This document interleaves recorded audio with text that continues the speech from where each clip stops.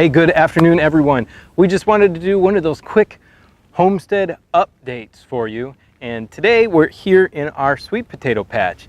This thing is totally out of control. If you've never grown sweet potatoes before, you need a ton of room for them, or you need to keep on top of them like almost every day because they put out running vines everywhere all day long.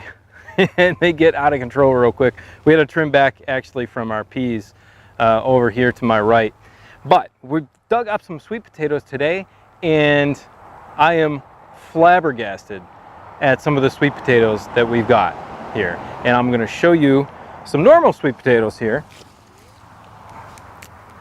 Got a nice regular, you find them yam in the store, you find them, they're orange. And they're very tasty and they're very good. So we got a normal size one here. We got some smaller ones than that. And we've got this gorgeous sweet potato right here. This is an Asian sweet potato, Filipino. If you slice it open here in the middle, it is striped purple and white. It's very beautiful and also very tasty. But I want to show you something I've never seen before. And it just kind of blew me away, and it blew me away because it took me forever to dig the thing up. So here we go.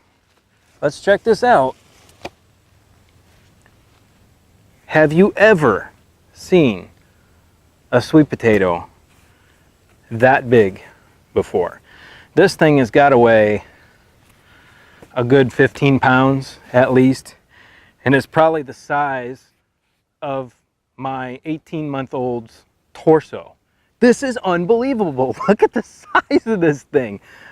We didn't really do that much to the soil, except, all right, now I'm going to share this secret with you, and maybe it's a secret to growing giant sweet potatoes, but what we did here is we had basically sand.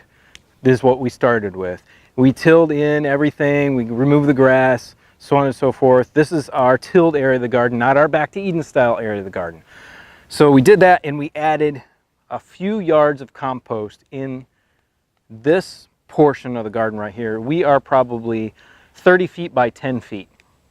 Is where the actual bed stops, but you can see the vines are over the side of the side walkway and up the fence, and they're actually down in the grass. And I'm gonna mow them because if I didn't mow them, they'd probably take over the greenhouse right there. So we just added that compost on top, and after that, what we did was we added some leaf mold, some composted leaves, straight composted leaves, nothing else in them but the leaf mold.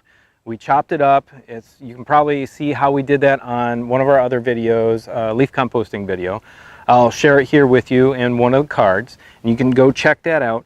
We also did put a tiny bit of our regular compost pile, which is where we throw all of our table scraps, and we do layer that with those leaves in between all those table scraps, so it really breaks down and makes a nice rich soil. But that's all we did here. Really, I threw some of the composted leaves on top of the compost they've been there for a year, and nothing else. That's it. Stuck the sweet potato in the ground, and voila, look at that. And I'm not even close to being outside of say a 4-foot radius here of where I planted the potato, the original potato, and it's nuts. So if you want to grow some giant sweet potatoes, I don't know, they need some rich soil, and look at that thing. It's ugly, but I'm sure it's probably going to taste pretty darn good. And I don't know if that's a record. That's probably not a record. Maybe I'll check.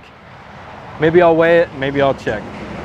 Anyway, I just wanted to give you that cool update, show you a giant sweet potato, and we want you to have a great day. We want you to go check out our other videos, and we want you to subscribe to the channel and join our family on our homesteading exploits, our gardening exploits here on the homestead, and everything else we do.